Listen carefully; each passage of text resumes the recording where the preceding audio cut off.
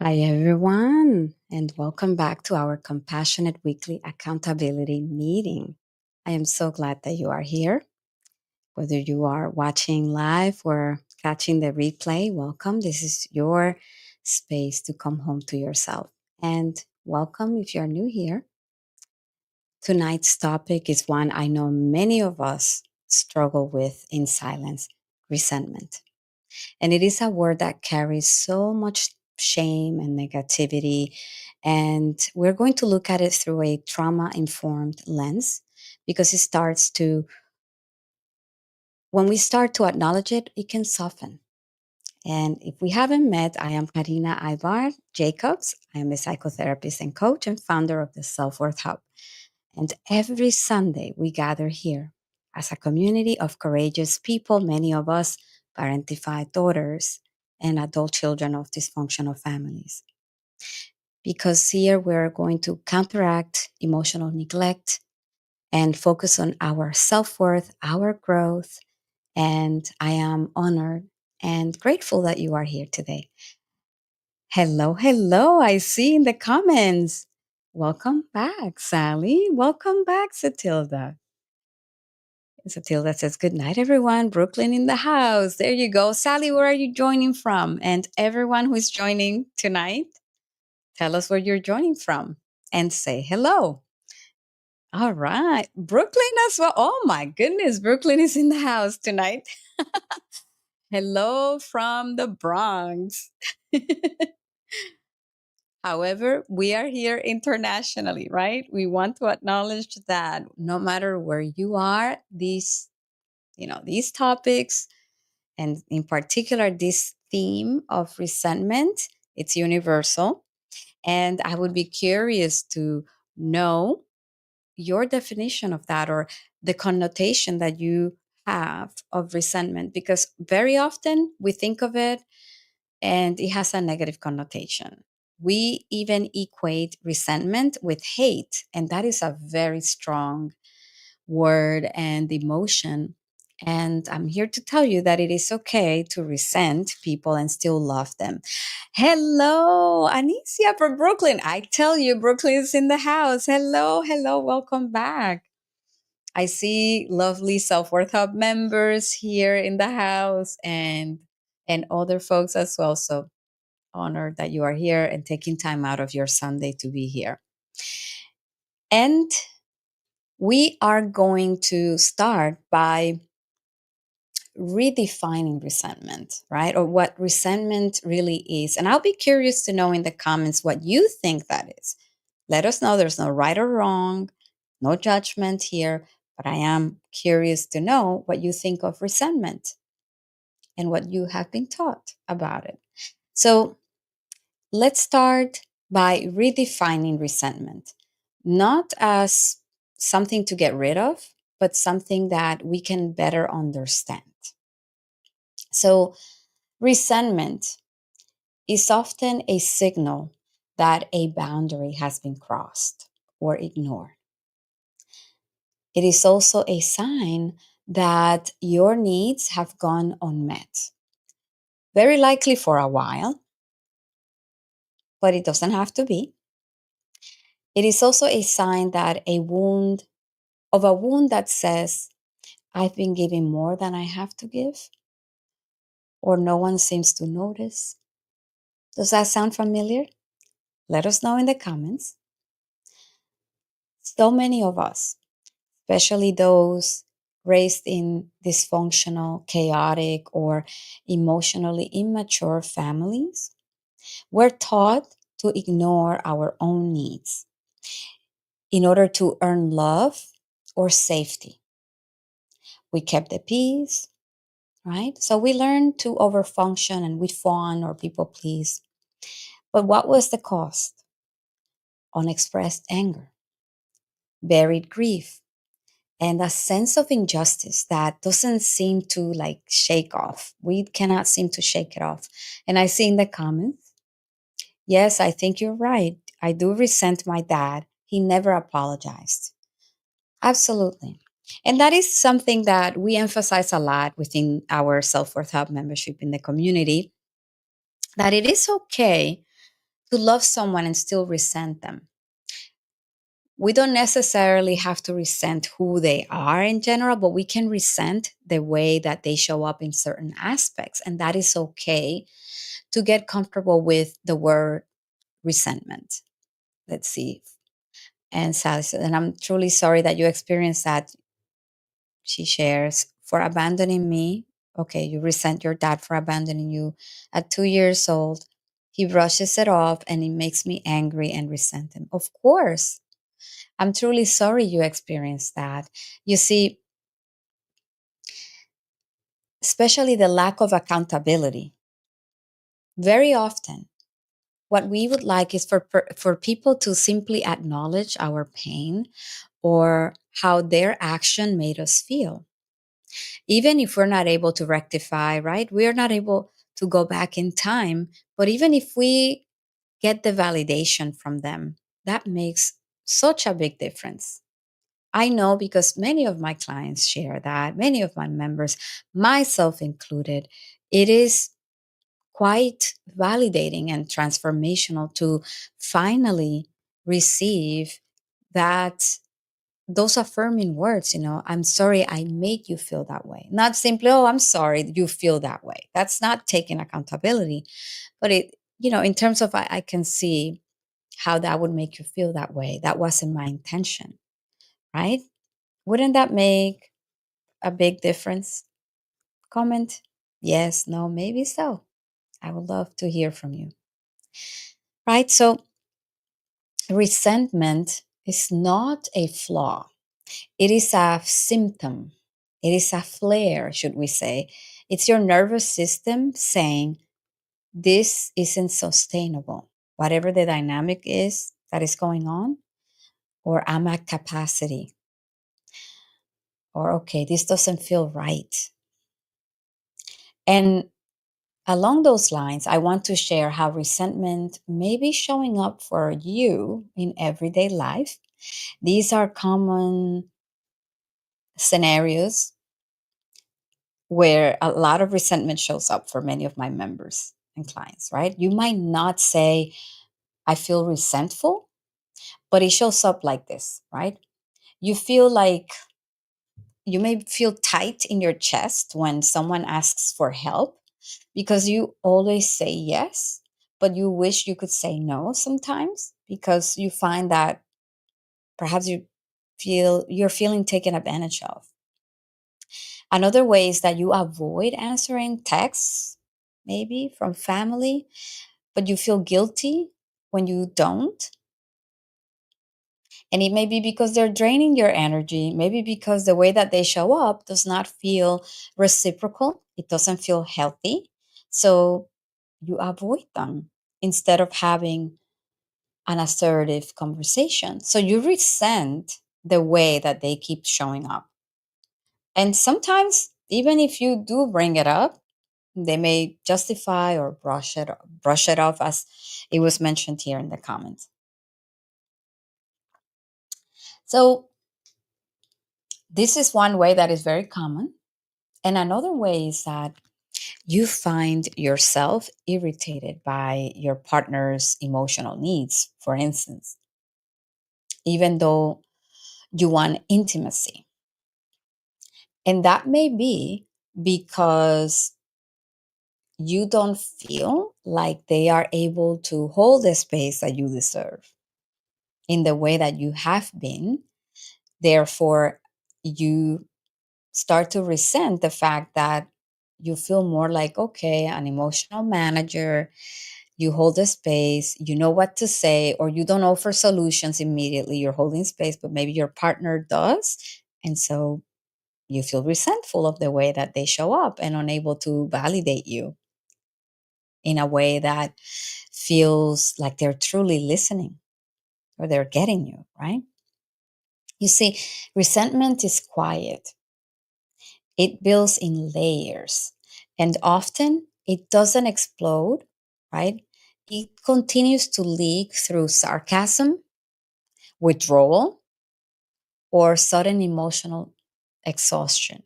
I know many of my clients, of my members, They feel emotionally exhausted because they keep on giving, they keep on showing up and expecting that people would just know, like, oh, it's common sense that, I show up for you, you show up for me, or I check in on you, how you are feeling, I read the room.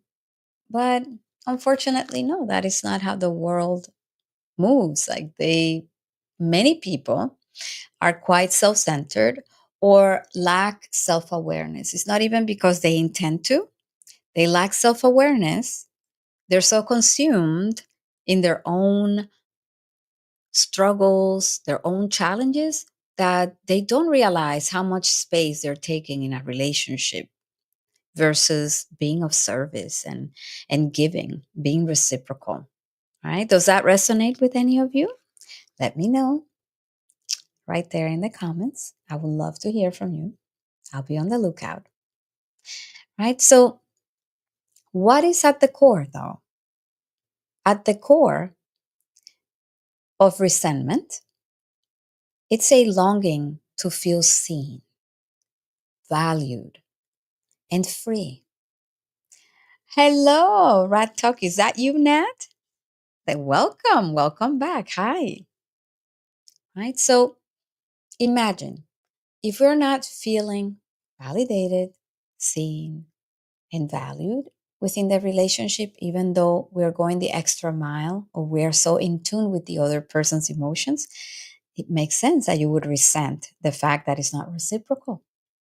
Okay, there you go. Right? So she says, yes. Okay, there you go. And let me know if you have any questions. So let's talk about a bit about the trauma roots of resentment. Often, if you were parentified or you grew up emotionally neglected, you were very likely trained to abandon yourself to maintain connection. You became the helper, the fixer, the emotional support system. And when that pattern continues to adulthood without awareness or healing, then what happens is that it leads to chronic overgiving in relationships, saying yes when you mean to say no. It leads to suppressed needs. It leads to silent suffering. And it's not because you are weak, you're not able to, but it's because your nervous system learned my needs do not matter. Survival means self sacrifice. Does that resonate? So it makes sense that resentment is the part of you finally waking up and saying, I matter too. You know, what about me? So thank you for sharing. She says, so you resonate, right? So you see, resentment is feedback. It's not failure. It's not that you're a bad person. Resentment is asking you, hey, listen to your unmet needs. Hey, speak the truths you have been swallowing and repressing. You see? Hey, shift the dynamics that are keeping you small. So instead of judging your resentment and feeling like a bad person for not moving on, ask yourself, what is this resentment trying to show me about what I need, about what I value, and what I'm not longer willing to tolerate?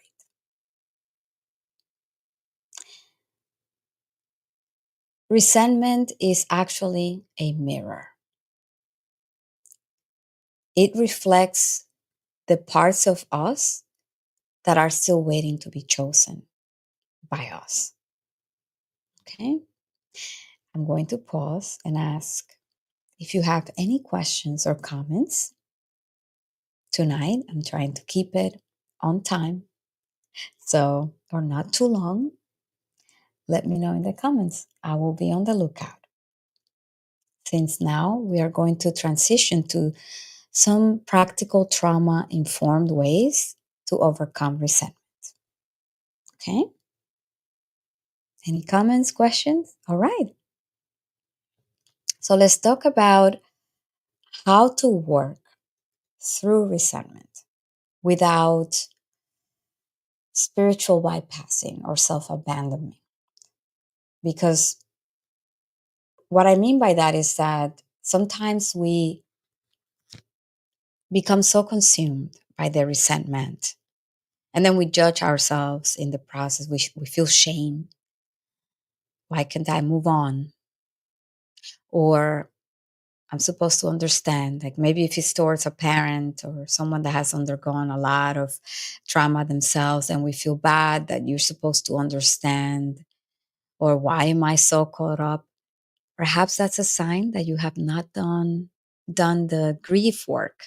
And last week we talked all about grieving as an important tool, a crucial tool to heal and move forward.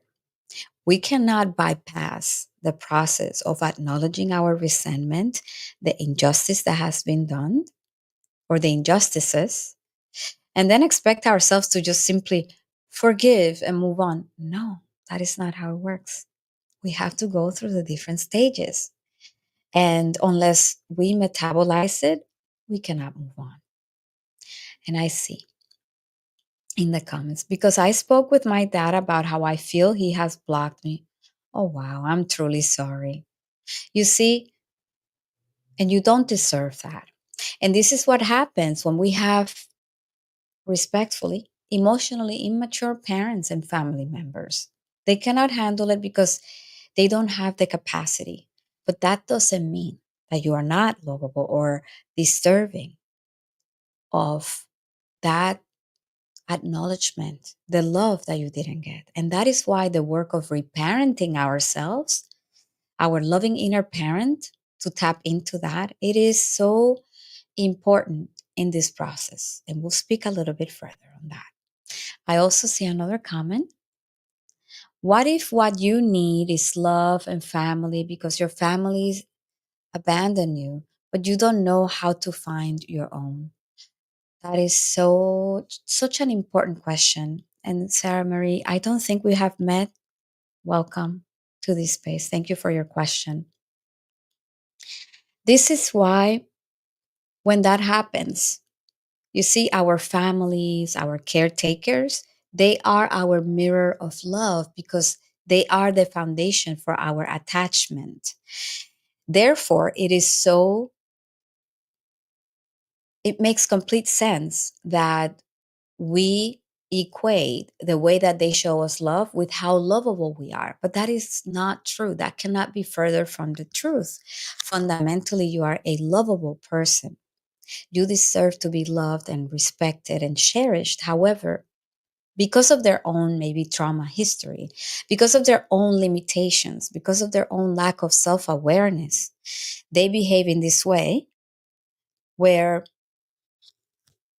they take no accountability, where they don't acknowledge, where they don't think it's even important to go to therapy or do the work because supposedly there's nothing wrong with them. So when that happens, I know it sounds so simplistic, Sarah, since you asked this question,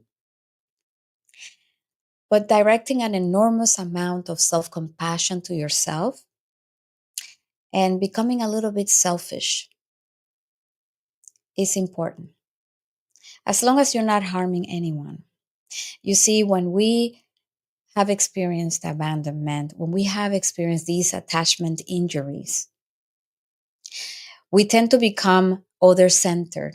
We are longing for love in other people. And we even develop a very heightened inner critic. And instead of listening to that voice that is telling you, they abandon you, this is why, and you need to overcompensate, no matter what you do, it's not good enough. Directing an enormous amount of self compassion to you and pacing yourself, being a little bit selfish, It's completely okay because you are on the end of the spectrum for the most part, where you are seeking validation outside of yourself. And engaging in the work of reparenting yourself is so important, your inner child. And if you need support with that, many of the members who are present here and folks who have subscribed in the past are aware that I have free downloadable workbook to reparent your inner child. You can begin the reparenting work, and it has a beautiful meditation. So beginning this work is crucial because your inner child learned early on probably to overperform and to seek validation outside of yourself.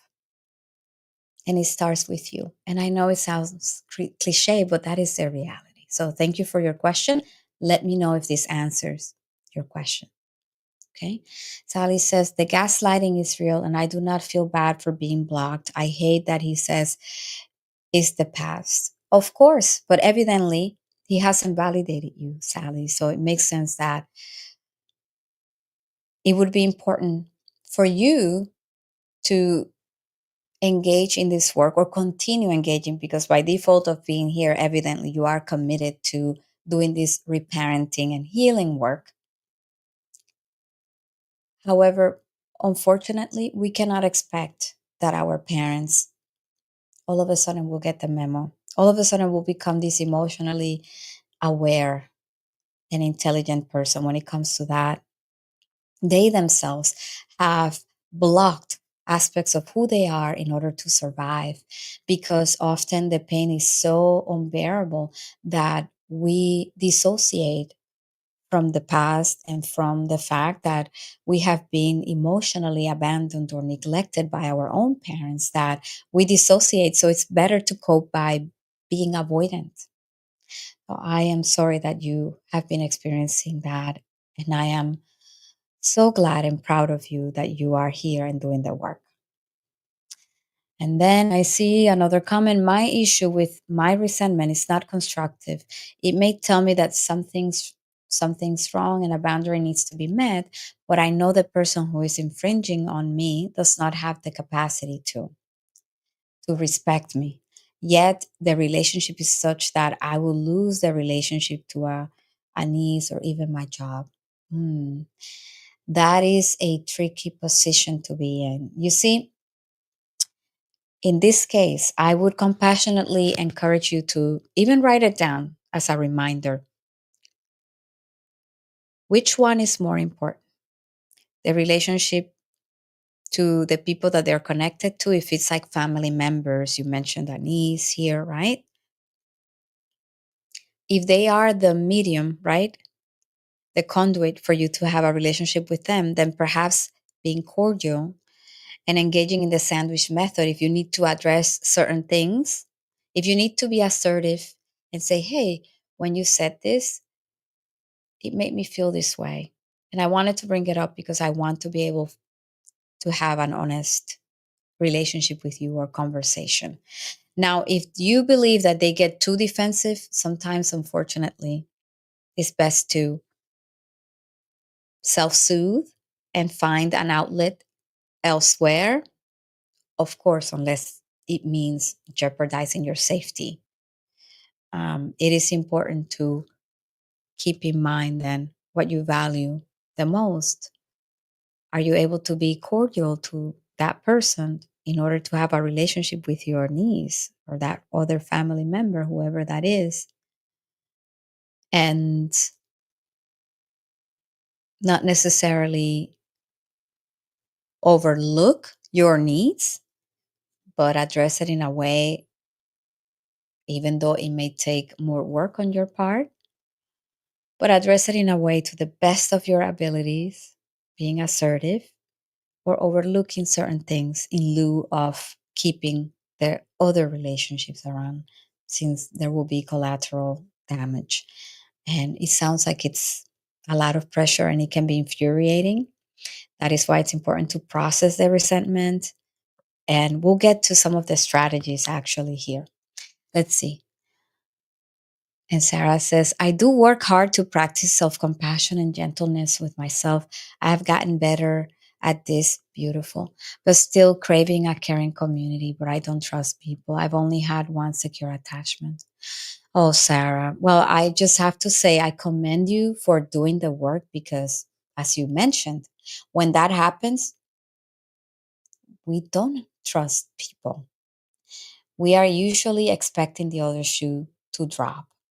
Or things are feeling too good to be true. When are they going to mess it up? When are they going to betray me? And this is why, and I'm hoping that you come back and, you know, whenever you're ready, we do have the Self Worth Hub community. And even if you find it elsewhere, finding trauma informed healing communities and people would be crucial because our inner critic tells us, like there's something wrong with you. You have issues. You're too much to love. You're too complicated. And that is why it is important to find like minded people. Let me tell you, I always say this because it's true. And perhaps some of the Self Worth Hub members will feel comfortable to share. At first, they were hesitant. They had never been part of a community, but then they show up. And I just feel so honored and I smile because then it is literally war vomit. People feel, like so seen and held, compassionately held, because you often feel so isolated. You feel like an emotional orphan. So you don't think that there are other people that will understand, or eventually, or they're fake, or they will eventually let you down.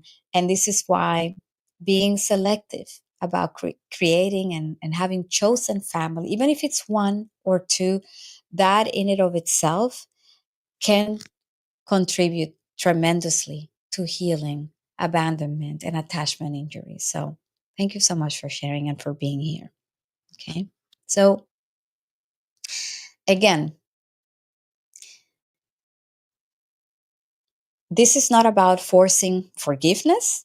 It's about liberating your nervous system from the weight of what you were never meant to carry this.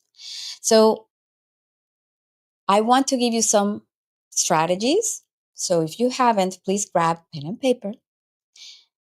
This may sound simple, but they're very powerful. And the more intentional you are about writing these things down, implementing them, the more you can experience that self assurance. Number one, I want you to name and validate the root emotion. Resentment is often layered over grief, hurt, or helplessness. I want you to give it language to what's underneath it. And one prompt would be, underneath my resentment, I feel blank because blank. So, an example is, underneath my resentment toward my mother, I feel grief because I kept hoping she would nurture me, but she never did.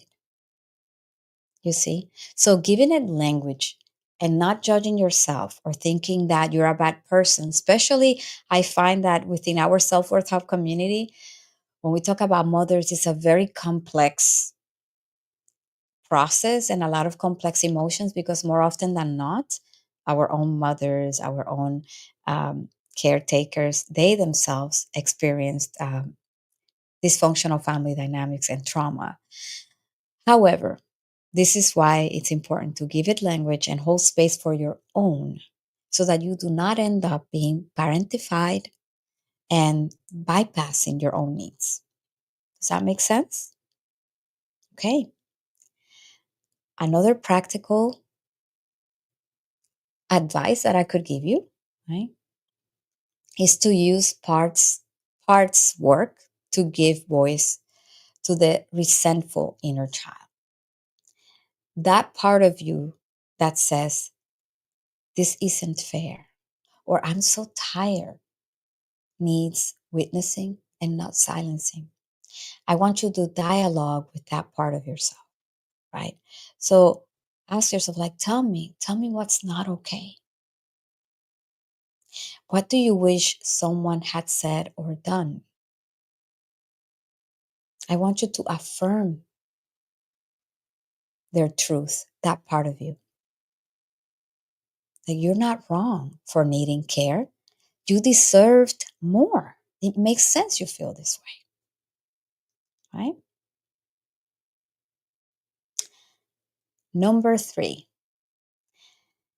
I like this one a lot, which is the resentment inventory plus boundaries audit.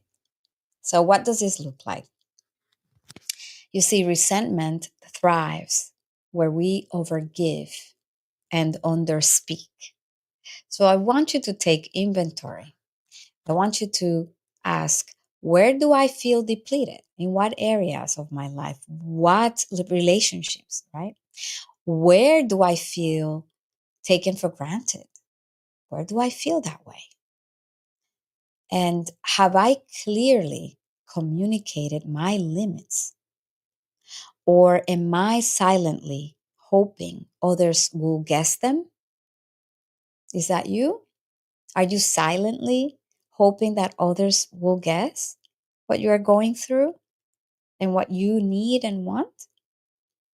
So, I want to give you a boundary mindset shift because we're often feeling guilty for setting the boundary or we are fearful of conflict. I want to remind you that a boundary does not have to be loud. It can be a pause because we often jump and say, okay, yes, okay, fine, and then later regretting it. Okay, so you can say no, or even a delay in response is a boundary. Okay, I'm looking out in the comments in the event you have any comments or questions. Number 4, help me out. Yes, right? Number 4, write an unsent letter.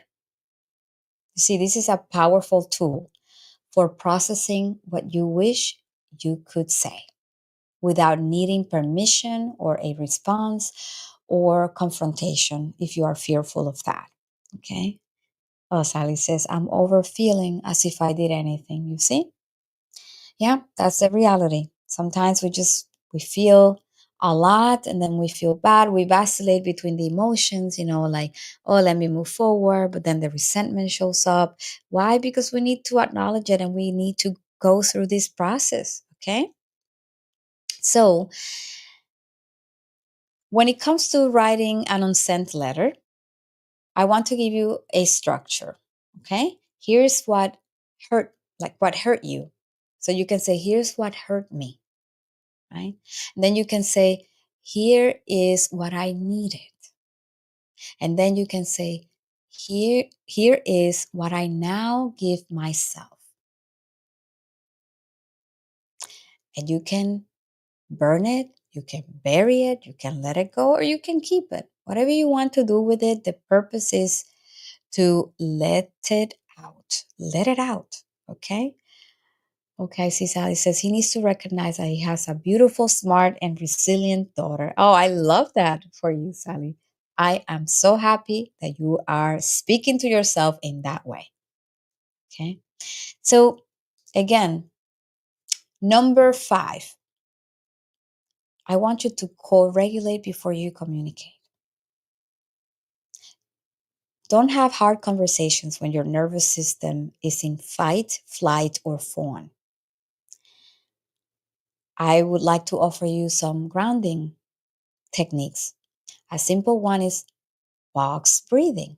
That's one of my favorite ones. You inhale for 4, okay? 1, 2, 3, 4, and you hold for 4,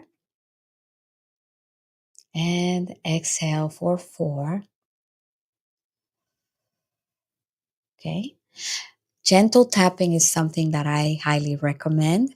Why? Because it is a way of grounding ourselves and allowing ourselves to be within our body and remembering that you do have the tools. And humming. I love humming. Okay. Humming is so soothing. So I usually find a song. Let's say, let me see a famous song, right? Bésame mucho, for instance. So you can just hum. Mhm, whatever you want, okay? If what you need is to soothe, okay?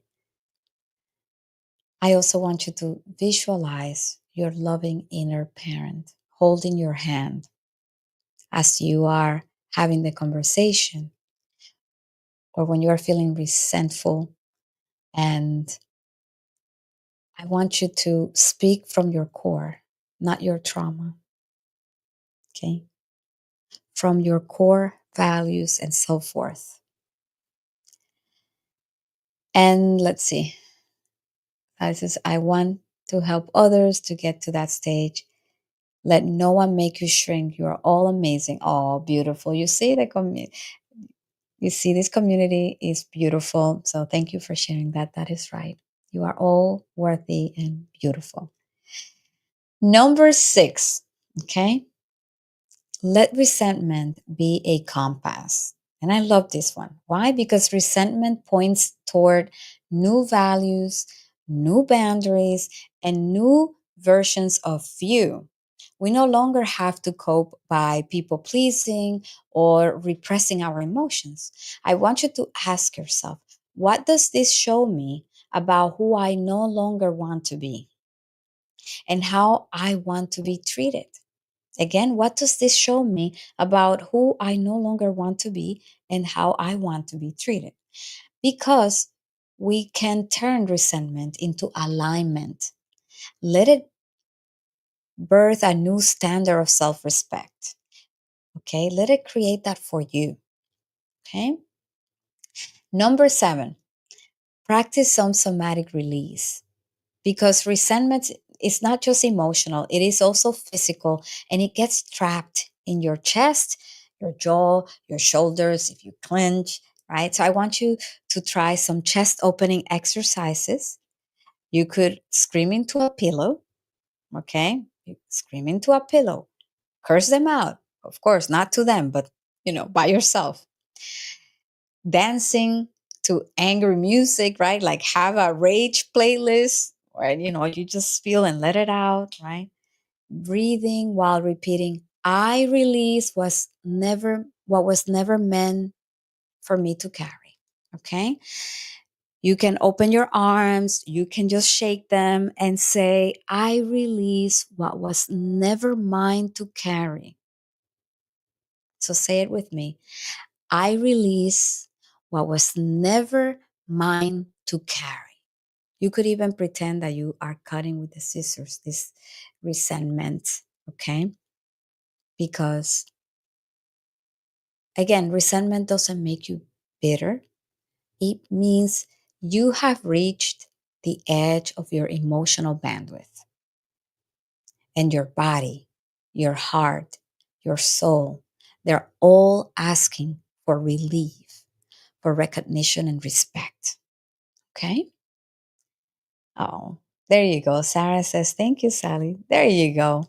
And Sally says, I reached this place with mediation, listening to others that share the same issues. That's right. The same issues, or another reframing is the same opportunities, right? The same opportunities for healing, for growth, because you all deserve that. We all deserve that. For fundamentally, it is not easy. It is not overnight, but with practice, the more you show up yourself, ask yourself, like, okay, then who has your back? Have your own back. Okay.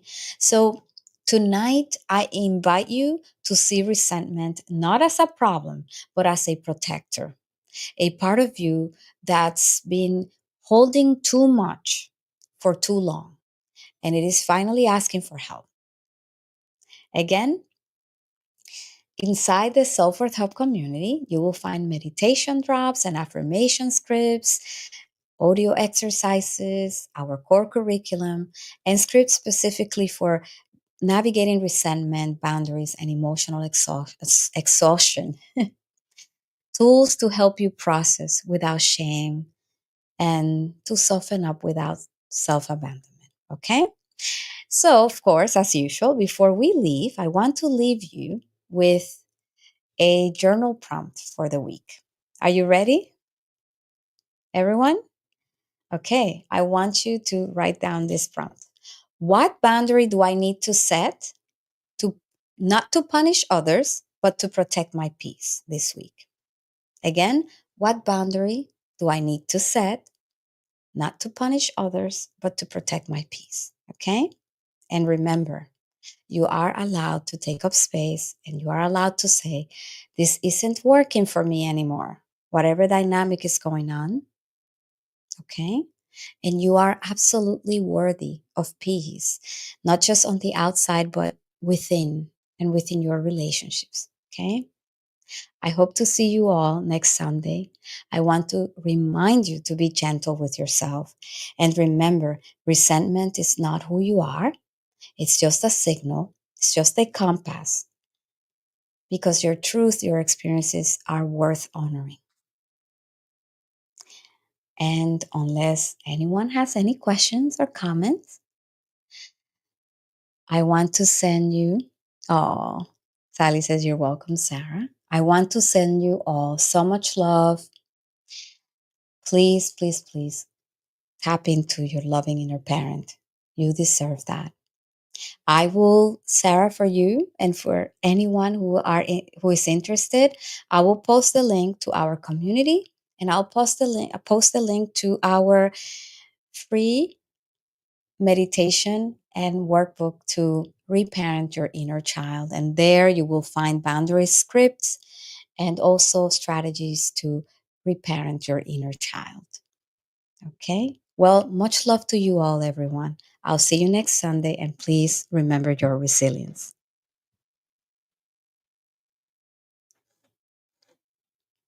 Good night, everyone.